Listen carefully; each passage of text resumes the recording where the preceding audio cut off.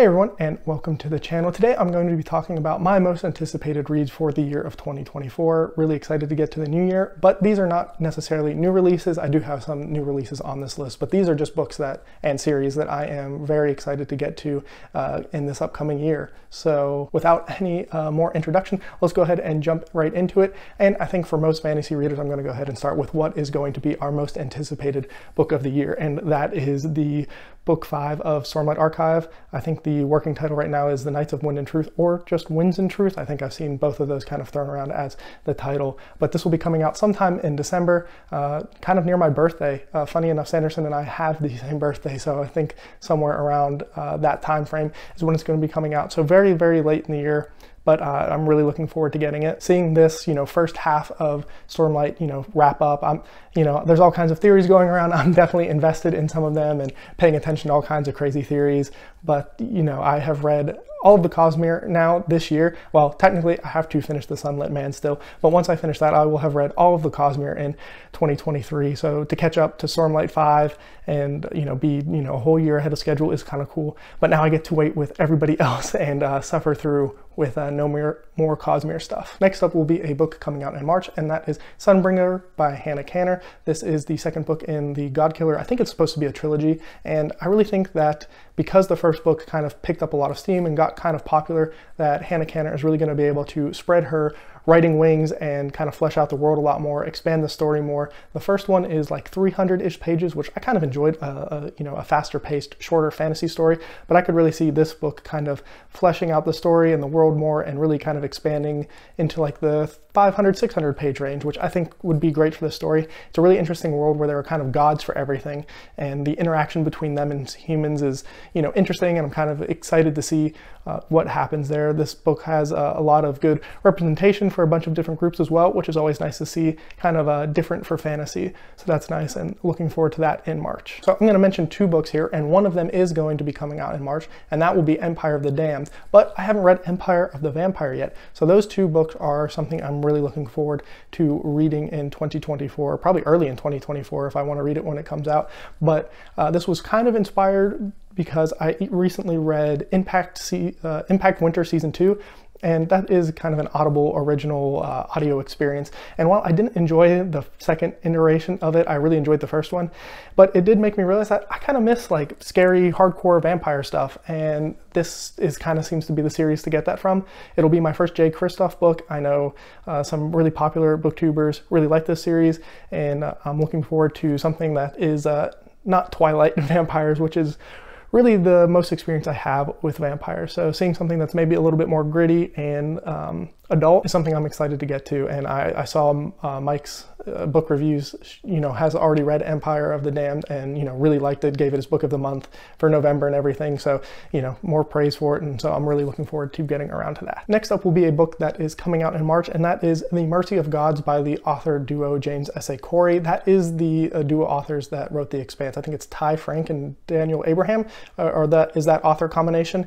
And like I said, I finished The Expanse this year, and book 8 of The Expanse, Time Match Wrath, is one of the best books I have read in a really long time, like probably since like 2019. I loved that book. To me, that was like as close as to perfection a book has been in I don't know how long. I loved everything about it. It just worked so well for me, and I really just enjoyed The Expanse as a whole. So really at this point, anything they write, I think this is supposed to be, kind of a sci-fi trilogy. I don't really know too much about it, but basically I saw that they were coming out with another book this year, and I was like, yes, please sign me up, take my money. I'm absolutely going to be reading that this year, or in 2024. Those are all of the new books that I plan on, or are my most anticipated books of next year. I'm sure I'm missing some.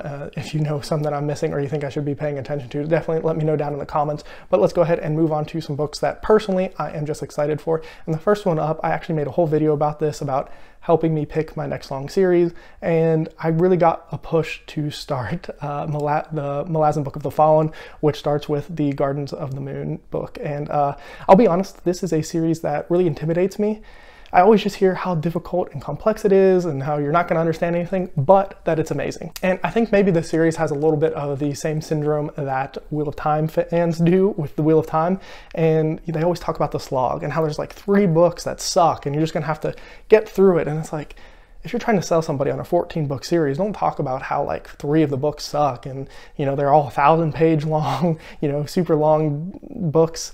And I think maybe there's a little bit of that with Malazan fans where, you know, they tell you how difficult it is, but they also always tell you about how amazing it is.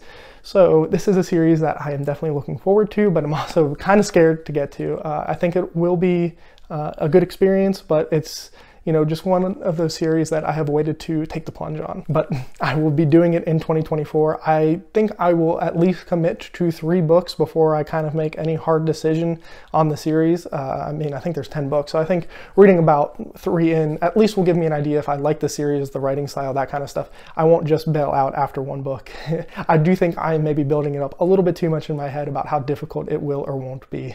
So I know there are some resources out there to kind of help you get more of the whole picture, but I also won't mind just being, you know, kind of lost. Next up is a series that I am super confident that I will enjoy. And I do this thing where I find books, and there's a couple more on this list, but where I find books or series that I absolutely know I'm going to love, they're going to be something I really enjoy, and then I push them off. And I keep waiting and just kind of waiting for it to be the exact right moment, or I'm really in the mood for it, and just all these things to just make it the best reading experience it can be.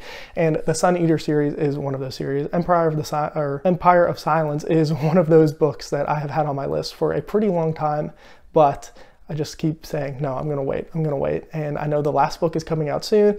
It definitely has a lot of hype on BookTube right now, and it's one of those series that I think it's maybe time in 2024 for me to get around to at least starting it. I don't know if I'll finish it, but at least getting to it and starting it, you know, like I said, I think I'm gonna love it.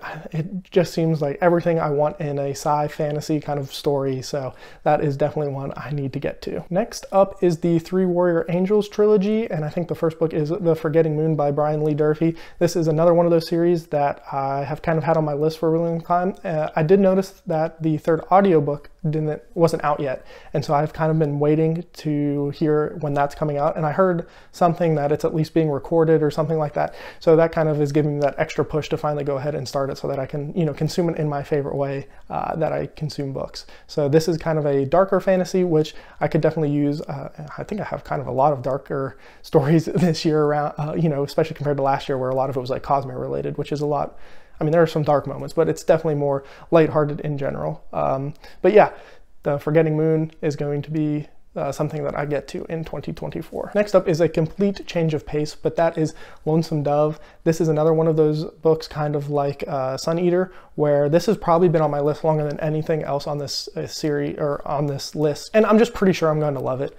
It's a character study. It's a Western, which it's not normally something I read, but everything I hear about this, it's just going to be an awesome experience. I'm going to love it and just everything about it. One thing that kind of has turned me off from it in the past is it is an extremely long book. It's like 60 hours or something crazy like that on audio, and that is something that has put me off in the past just because that's a big time commitment, and I like to read more than 1 book in a month, and if you're reading something that long, that might take the whole month. But, you know, this is one of the books I could see myself maybe pushing off this list just because I want to get to so many other things. Specifically, I love fantasy and sci-fi, and this just being not in that genre, it's maybe the one that I could see myself pushing off this list. Next up is Swan Song by Robert McCannon.